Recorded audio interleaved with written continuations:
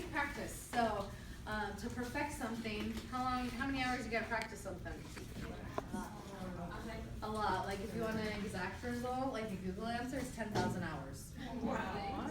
Right? So if you want to be a master or a perfectionist at something, we're barely going into like hour 3 or 4.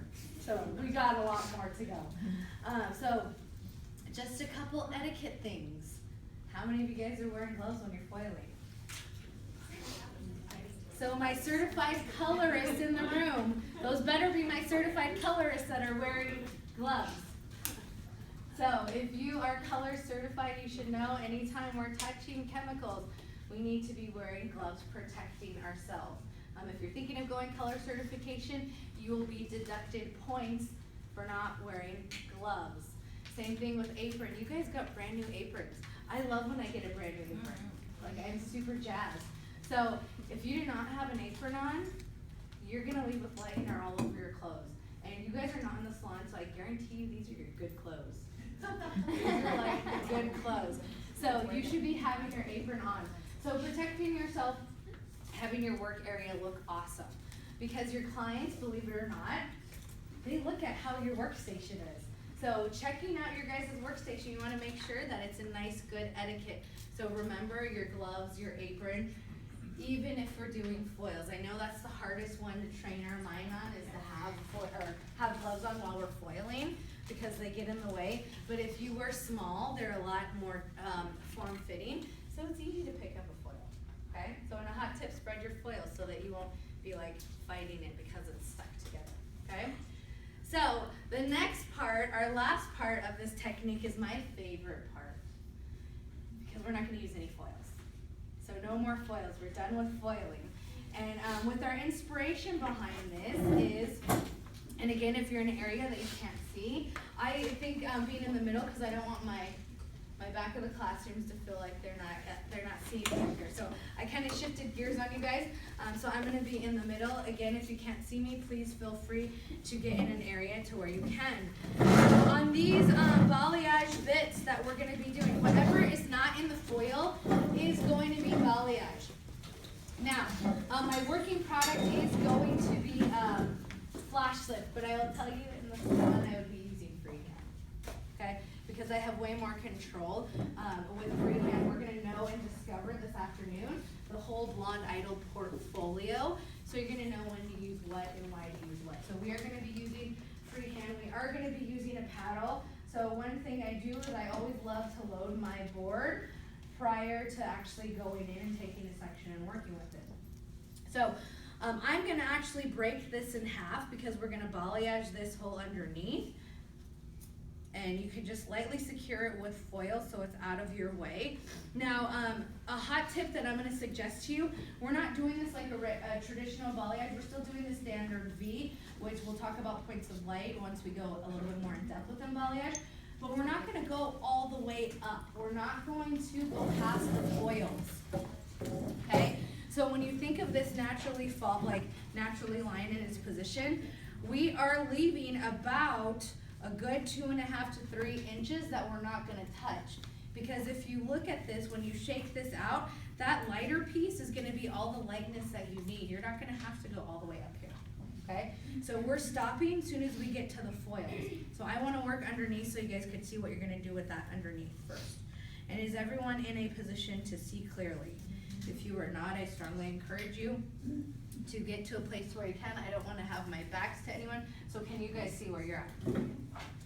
So real important, keeping your brushes clean, especially with balayaging. You don't want to have product on your handles at all, because I will be honest with you, it will interfere with how you're gonna be applying. And it starts to look messy, so then the product starts to like seep in different areas, and you don't want that. So on this section right here, we're gonna keep our elevation at 45 degrees. And again, we are leaving that first 3.5 inches away from the scalp. We're not going all the way up because we're gonna have that foil. That's gonna play as that lightness.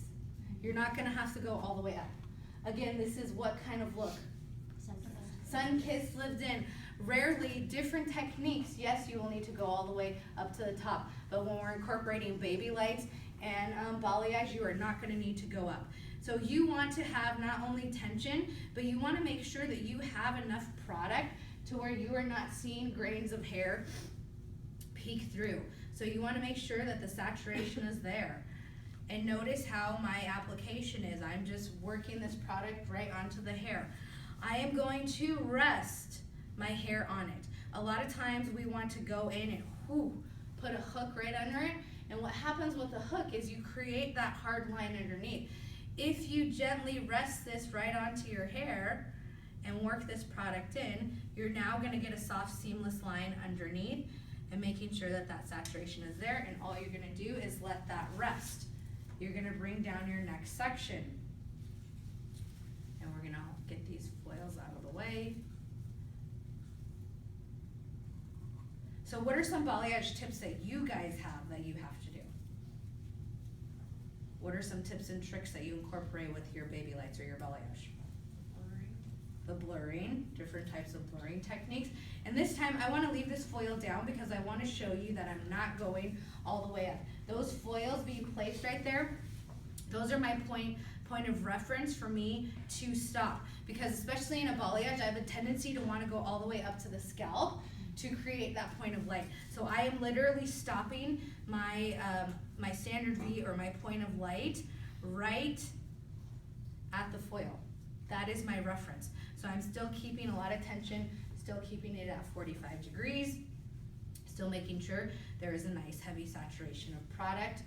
I am gently resting my ends of hair right on and working through those mid shafts and the ends, and we're going to release that and let that rest. My next section that I bring down, same thing. These foils are the points of light that I'm having, or these foils are the reference that I'm having to create my different points of light. Now, with some sections, depending on your subsection, you may need to break it in half if you're trying to see a dramatic point of light. So that section right there is a little wide, so I'm going to break that in half. And again, if you cannot see, I would encourage you guys to get into an area to where you can see. And my stopping point is going to be right at the foil. I'm not going to exceed the foil ever, because once that's washed out and combed out in its natural fall, that's going to be the light that's going to come in between those deeper pieces. What questions do you guys have? How thick are your sections? The sections are going to be the 1 inch subsection in the back that we took. If that's too thick for you, or if you went thicker than 1 inch, you could break that into half. And then the subsection for the sides and the front are going to be whatever has not been placed in the foil. We're going to let that rest and bring down our next section. So you haven't reloaded the board anymore, right? No, because a lot of times when it's resting on there, you're going to notice that the product will still be on there. If you need more, you can always add more, totally depending on also the working product. When you use freehand, it's a different consistency, so you may need to reload this. The ratio for your flash lift may vary, meaning you may have your own blend and combination of consistency that you've created following manufacturer's directions, depending that on being a 1-to-1, a 1-to-2, or a 1-to-3. If you're wanting it more spreadable, if you're wanting it a little bit more thicker, if you're wanting it more like pancake batter style. So we're going to go ahead and rest this on, and then your permission to move on to the sides. Yes? Okay. Because I wanted to show you guys how you're going to over direct this, because if this is a client, yes, while we're foiling, we're going to have it in her face. There was a question that came about when you're doing this application. Am I going to be foiling right on top of the client? Yeah, you're going to be right on top of your client. So if you're short like me, I have my clients slouched down. Like if I can't see because they're naturally tall or the hydraulic chair might be up, I will have them scooch down so that I can see the top of their head a little bit better, so that I can be clear on what it is that I am doing, okay? So on this, we're still gonna be doing the same principles of application with our painting right here. The only thing I want to give you guys a hot tip and coach you on is that you want it to be over directed back, meaning you don't want these pieces all in her face. So you guys can see that these sides would naturally fall right here. Slightly start over directing it once you release the board, okay? So you could still stand right in front of it and balayage these bits right here, but when it comes to resting it on your board, we're going to balayage and move my body position so that when this falls, I can go ahead and let that slightly over direct back so it's not gonna stick right to her face or fall right in her face. Same thing once you get to the top, you're gonna over direct everything going back so that it almost swings back here so that it's not right on her face. Does that make sense? Yep. Are you guys ready to do this on your own? Yes. Okay, so I wanna give you guys a time check. It's 12:35. I'm gonna give you guys until 1 o'clock to balayage this entire section and rinse out your bowls, but let these process before we go to lunch. So we need to be back in this room, completed our section, our bowls and brushes rinsed out, and the shampoo bowls are right over here. You guys have walked past them several times right by the restroom.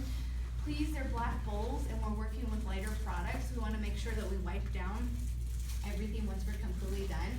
At 1 p.m. we need to meet back in this room for further instructions, okay? Nope, we're not gonna wash, we're gonna let those process. So clean up your working products, but leave your mannequins processing. Ready, set, go.